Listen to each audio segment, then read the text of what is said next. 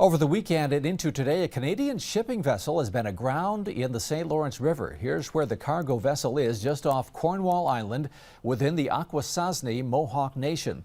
The Nova Algoma cement carrier Argonaut ran aground on Sunday, according to Canadian officials. The St. Lawrence Great Lakes Seaway Corporation says all shipping vessel traffic in the seaway has been paused. We at the Great Lakes Seaways have suspended traffic until further notice.